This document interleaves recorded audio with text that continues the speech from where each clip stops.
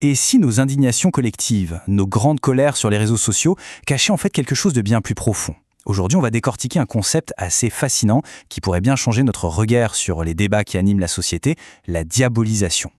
Voilà, la question est posée.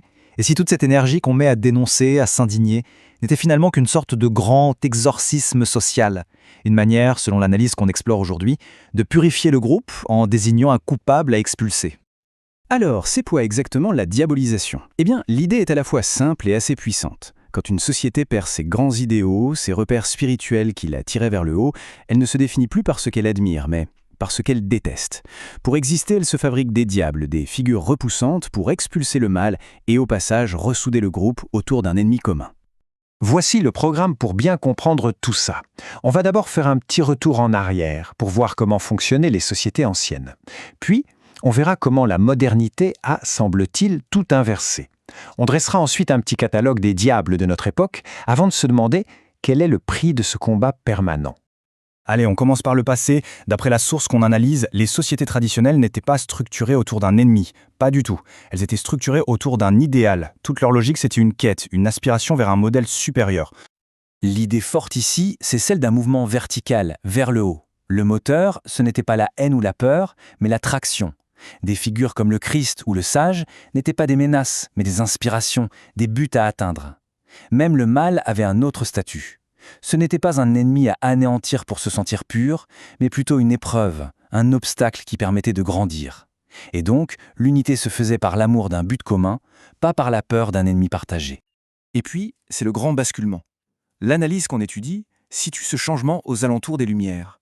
Le sens se serait déplacé du ciel vers la terre, du transcendant vers la morale collective. Et ça, c'est un changement de logique absolument radical. Ce tableau, il résume tout. C'est l'inversion totale. Regardez bien, on passe de la recherche du bien à la chasse au mal, de l'attraction spirituelle à la répulsion morale. D'un axe vertical, celui de l'élévation personnelle, on bascule à un axe horizontal, celui du conflit avec les autres. L'unité ne se fait plus par l'amour, mais par la peur. Et la figure centrale, ce n'est plus le sage ou le saint, mais le diable, le fasciste, bref, l'ennemi. Le point clé, c'est que la société, ne sachant plus vraiment dire « voilà le bien », se contente de hurler « voilà le mal à abattre ».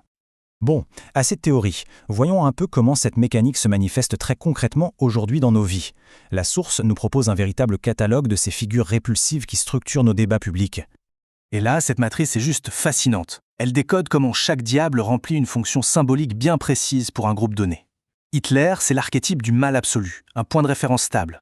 Le Pen a longtemps servi de repoussoir pour justifier certaines alliances politiques. Le patriarcat, c'est l'ennemi parfait pour un projet de purification des rapports de genre. Et le complotiste, lui, il permet d'exorciser le doute au nom de la science. On voit bien le mécanisme à l'œuvre. Chaque groupe se définit non pas par ce qu'il est, mais contre ce qu'il est. C'est un ciment social, mais un ciment négatif. La conséquence de tout ça, c'est ce que la source appelle une inflation morale. C'est une super image. C'est comme une monnaie qui perd de sa valeur à force d'être imprimée. À force de crier au diable, aux fascistes, aux complotistes partout et pour tout, on finit par devenir incapable de reconnaître le mal réel, le vrai danger quand il se présente. Le monde est juste saturé de menaces symboliques. D'accord. Mais alors, quel est le prix à payer pour vivre dans une société qui tourne en permanence autour de ce combat incessant? La dernière partie de cette analyse se penche sur les conséquences, sur nos esprits. Et le bilan est assez lourd. Cette chasse aux sorcières permanente est épuisante. Elle ne nourrit pas l'esprit, au contraire, elle le vide. Le ressentiment permanent brûle toute notre énergie psychique, mais sans rien construire de solide. Notre conscience est fragmentée.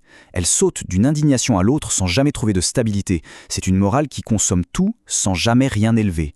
Une sorte de hamster dans sa roue morale. Cette citation, elle résume parfaitement le grand basculement dont on parle. On passe d'une logique du service, tournée vers un idéal, vers le haut, à une logique du combat, tournée contre quelque chose. Et le risque, c'est qu'à force de fixer l'ombre, on finit par lui ressembler, par être absorbé par elle. Et on termine là-dessus, avec cette question qui est, disons-le, assez vertigineuse. Si la vraie maturité spirituelle ou psychologique, ce n'est pas de chasser l'ombre sans relâche, mais de la comprendre, de l'intégrer en soi, alors qu'est-ce que ça change, radicalement, dans notre manière de voir nos fameux ennemis? C'est sur cette réflexion que se conclut cette exploration.